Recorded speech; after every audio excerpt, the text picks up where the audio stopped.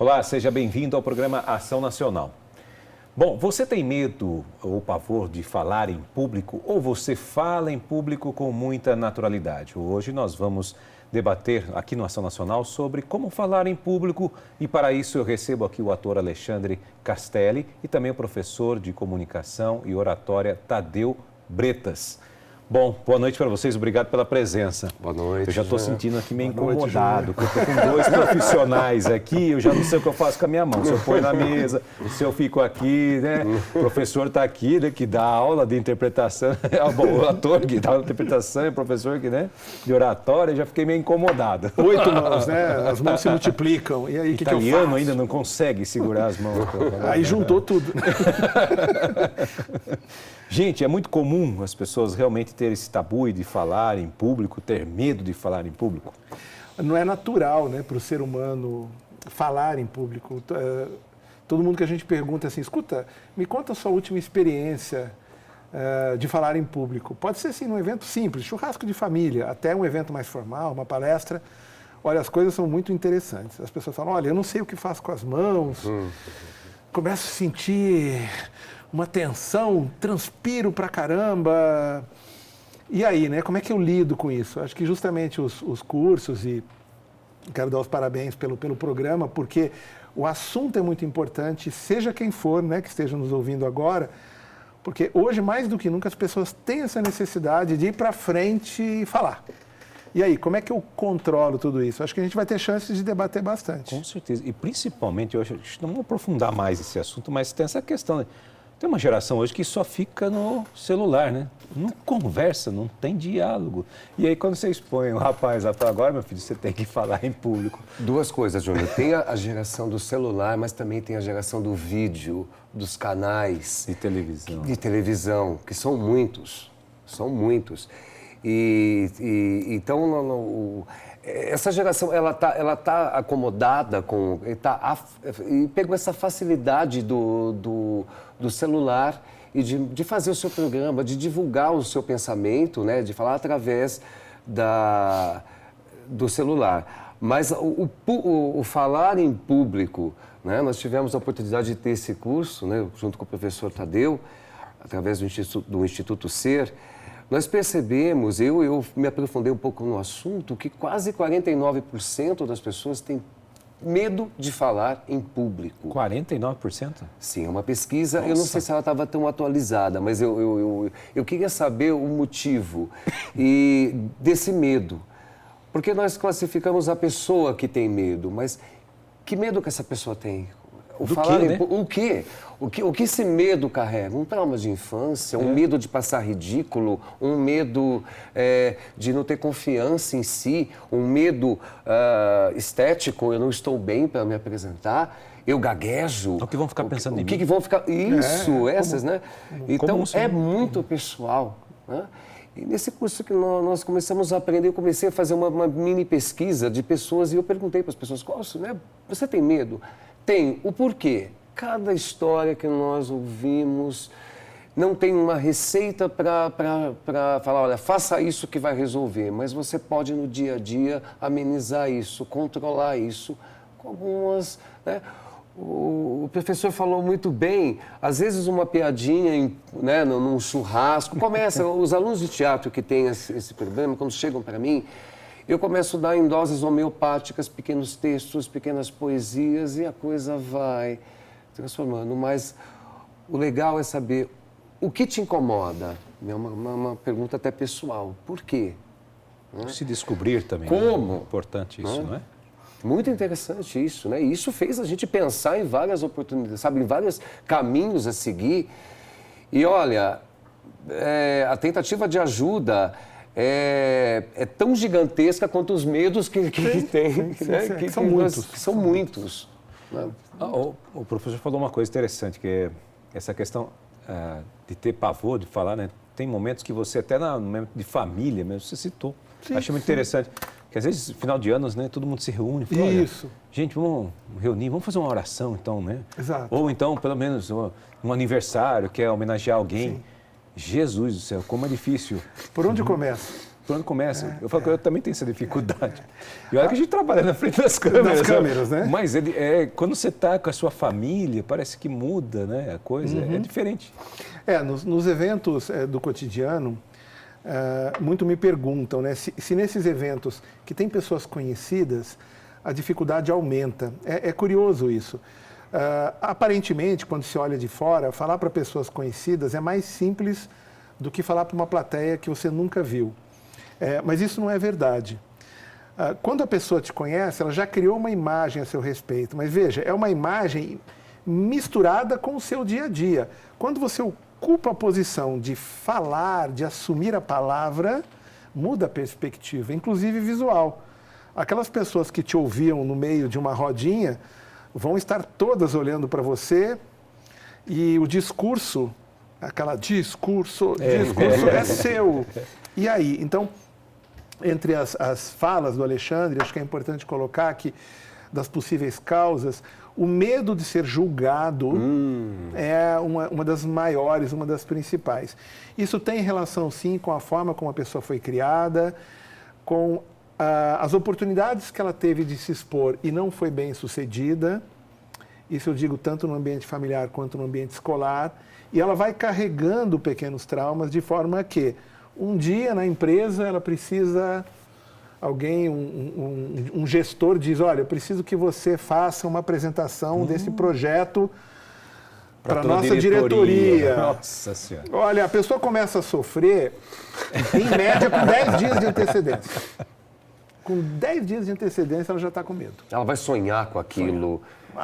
Ela vai ter dor de estômago, vai ter dor de cabeça, enfim, vai refletir no corpo. Exatamente. Então, assim, é importante colocar que as técnicas de apresentação, quando se entra, inclusive, com o que o Alexandre nos traz, que é o uso do teatro, das técnicas teatrais em oratória, elas não eliminam o medo, elas minimizam, elas te dão condição, te dão técnica para que você domine o medo e se saia bem.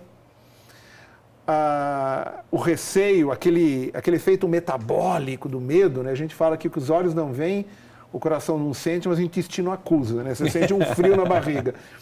Ele vai continuar, mas você vai saber lidar com ele melhor. Olha que interessante isso. Sim. Muito bom. Então, esse é um ponto importante para quem está nos ouvindo, né? Para ter essa visão de que, às vezes as pessoas olham um curso, né, Alexandre, e falam, eu vou lá fazer um curso, tem ali um professor, um diretor teatral, pô, que química legal, eu vou passar por esse curso e nunca mais vou sentir as tensões.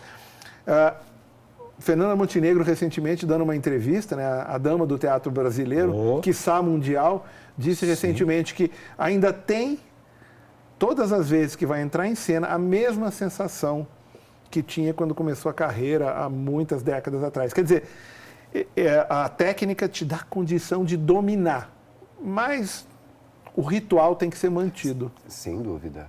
Bom, se ela ainda passa por esses apuros, então posso Imagina ficar tranquilo. Nós que somos mortais. Absolutamente. Vida. Sabe, toda estreia dá aquele caos, dá aquela tensão, né? Você passa aquele tempo ensaiando, aquele tempo se preparando para aquele momento. Né? Você já viu algum caso extremo, Alexandre, que você já viu, assim, de realmente ser... Como é que eu faço esse cara falar? Você já chegou a pessoa de travar num extremo de entrar em pânico, Bom, não sei o que, reação que ela tem? Sim, assim, atores assim, Chorar. não, que já estavam, né, preparados, mas iniciantes, sim. Sabe, até com crise de choro, com crise de pânico. Olha sim, isso. Né? Porque eu fui até essa pessoa e, na realidade, eu elogiei. Falei, você foi muito corajoso de fazer isso. Já é o primeiro passo. Sim. Porque se eu esculachasse... Aí? Sai, você não pode, né? E aquilo fez, né? Foi um dos alunos que, inclusive, hoje fez o nosso Dom Quixote e fez o nosso Quasímodo no Instituto Ser. Tiago Catós, estou falando de você, né? Porque isso foi benéfico a ele, né? Ele teve um pânico e nós conversamos, sabe, do lado, falando, foi amenizando. Calma, respira, vai. A respiração é a base de tudo. A respiração é a base de tudo. Sim, né? É muito importante. E cada um tem o seu segredo. Júnior, não adianta. Eu lembro que o Jô Soares, ele sempre diz que em estreia de espetáculo ficamos todos com a boca seca. Boca seca. É um sintoma de nervosismo, né? De tensão, a mão, a boca, né? A sudorese. E a técnica do Jô, dá uma mordidinha na ponta da língua. Você saliva. E aquilo faz, né, a secura da sua garganta fluidificar. Só que a gente não pode passar para todas as pessoas, vai que o nego está tão nervoso e morde a língua e cai um pedaço, sangrar, né? Não, aí já não adianta, aí fica ruim. Aí acabou com o espetáculo. Não é? Aí vai dar o que falar, né? Um relaxamento corporal, Tem gente que bebe muita água, depois no meio do espetáculo ou de uma palestra, você vê que o cara está falando já se torcendo, né? Para no banheiro, né? Então, o que né? A causa do medo e o que pode deixar você relaxado para aquele momento? Um pensamento, um exercício corporal para você tirar aquela carga, né? Aquela garganta seca. Sim. Né? O Tadeu fala uma coisa interessante, 5 minutos, né? Depois você parece que as coisas vão entrando no eixo, você vai conseguindo pegar uma linha de raciocínio, uma lógica até você pegar e vamos embora. Eu até confesso aqui para vocês, gente, que também, né, se a gente não tem essa impressão antes de começar o programa, né, a gente fica nessa tensão. Claro. É normal, porque nós somos seres humanos e a gente sente as coisas, ainda bem, graças a Deus. Né? Mas assim, eu estava falando fora do ar aqui, antes de a gente começar o programa para eles, que para mim é assim, né? Quando eu vou começar o programa, para mim é como se tomar anestesia, né? A tensão inicial, depois que começa... relaxa, porque tomou anestesia, calmou, né? E aí a coisa vai fluindo e vai indo, né? Porque cada um tem o seu jeito de reagir, né? Sim. Eu já vi pessoas, por exemplo, que ela gagueja, ela não consegue falar assim, né?